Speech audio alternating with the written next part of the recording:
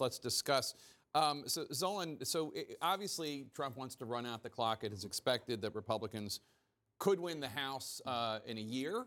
That would be the historical norm anyway, just because the Democrats are in the White House, Republicans would take the House, and it's such a narrow majority as it is.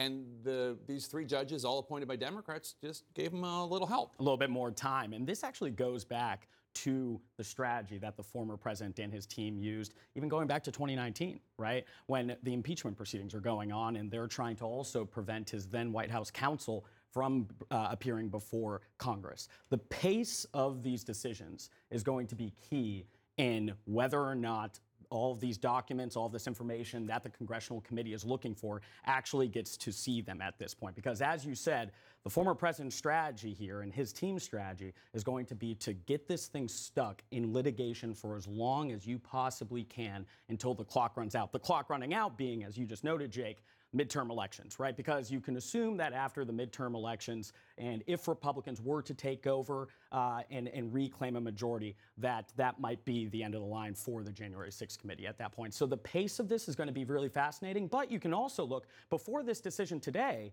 I believe it only took about 23 days for a ruling on this case as well. Now that's a faster pace than 2019 when it was taking months at a time. And Aisha, Attorney General Merrick Garland still has not and the U.S. attorney who was just named for the District of Columbia still have not come forward and said what they're going to do about Steve Bannon being held in criminal contempt of Congress for not complying. And it seems like all these other witnesses are just waiting to see what happens there, whether or not there's going to be any sort of prosecution. And it's been a really long time since anyone has faced any actual criminal repercussions for not complying with a congressional subpoena. And so right now, this Justice Department is going to have to decide what it wants to do with people who are just not willing to comply.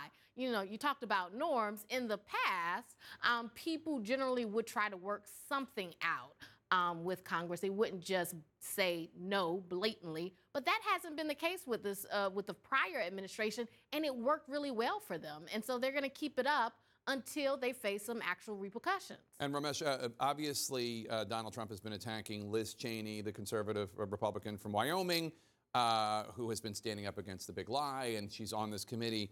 But take a listen to what she said about what she is hearing from fellow Republicans about her activities on this committee. Privately and behind the scenes, there are many, many Republicans who say, thank you for what you're doing. We wish we could be more public. People who understand that what the former president is saying is dangerous, is not true. What do you think? Well, I've heard similar things from Republicans for about 5 years. When it comes to Donald Trump, it would be nice if some of them were to stand up and speak in public, but courage seems to be in pretty short supply. Cheney was also asked if she's not ruling out a 2024 bid. She replied, I think it's going to be a very important year. What do you make of that? Do you think, I know you're not a Republican, but do you think that there is a lane for Liz Cheney in presidential politics?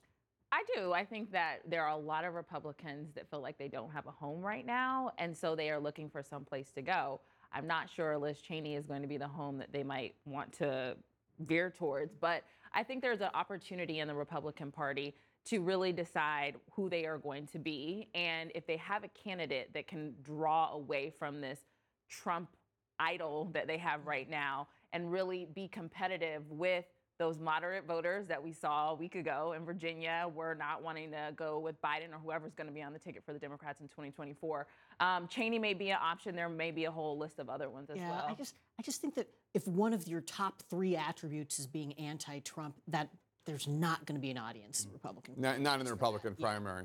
I mean, there may be a lot of voters, but some of those voters have left the Republican Party, and they're not going to be voting in a Republican primary. Well, I mean, but to her point, she's saying that people are saying it behind closed doors, and when you go into your ballot box, you don't know who you're going to vote for. So there could, I understand what you're saying, like an anti-Trump ticket is not probably the most popular, but there seems to be a lot of folks who didn't vote for Trump in 2020 because they just couldn't stand him. And if she runs against him, she could have a chance. I mean, people talk about Glenn Youngkin winning in Virginia, that he was able to kind of hold, Trump a little bit at bay. I don't think that is sustainable. Like, I don't think that Trump... He didn't have a primary. He didn't have a primary, and I don't think... It was a convention. And I just don't think Trump allows that. I mean, we went through this for 4 years. Like, will Trump, just kind of stand back because he wants to win. No, he always went with whatever fed his ego, to be frank. And he always said, you have to stand with me. He demanded total loyalty. And he did it regardless of whether it cost the Republican a seat or not. And he demanded credit. And as he well, demanded right? credit, You saw that yeah. just with the most recent election. Yes, he allowed some distance at that point, but it didn't take too long for a statement to come out, and him also asking for credit for that electoral win. So if the key to success going forward is going to be striking that balance of keeping the former president at bay while also trying to galvanize certain voters by appealing to certain issues that he would talk about, whether or not it's how racism is taught in schools, whether or not it's pandemic restrictions. There's a question over how that can be sustainable because, as you were saying, you're relying on a president who likes to claim credit for a lot of these things. And here's Chris Christie is trying to thread the needle. He's certainly not out there like Liz Cheney, but he's also not sucking up to Trump like some of the others. Here's what he had to say to Axios. I'm not going to get into a back and forth with Donald Trump, but what I will say is this. When I ran for re-election in 2013, I got 60% of the vote. When he ran for re-election, he lost to Joe Biden. True, accurate. Trump, of course, not pleased. Yeah, well, it's a new tack from Chris Christie because if you remember, he was previously saying things like at the Reagan Library a few weeks ago, like we've got to put the election deniers and the conspiracy theorists behind us, but he didn't say Trump's name. So this is a little bit of a new degree of aggressiveness from Christie, which I think is right. I mean, it's one of the things that actually I think Trump supporters like about Trump is that he is direct. He doesn't sort of just kind of beat around the bush and imply things. He just comes out and says exactly what he's thinking at any given moment, sometimes to a fault. But I think one problem that Christie's going to have with this he's a loser message is that if you come up toward 2024 and the Democrats are looking weak enough, that might not be persuasive to Republicans. Why not? Well, because it may not be. It would be useful for anti-Trump Republicans to be able to say he can't win. Right. But that might not be true. Oh, I see what you're saying. And then also CNN has some new reporting that people close to Trump are lobbying him to stay away from some races that could hurt Republican chances. A person close to Trump told CNN, quote, there are absolutely places he shouldn't go. I wouldn't put him in Maryland, New Hampshire, or Arizona. Now, Trump was, whether somebody convinced him to do it or they showed him some fights on TV for a month or whatever, like boxing fights, that whatever the reason, he kept out of Virginia, and much to Glenn Youngkin's delight. Are they going to be able to keep him out of New Hampshire and Arizona?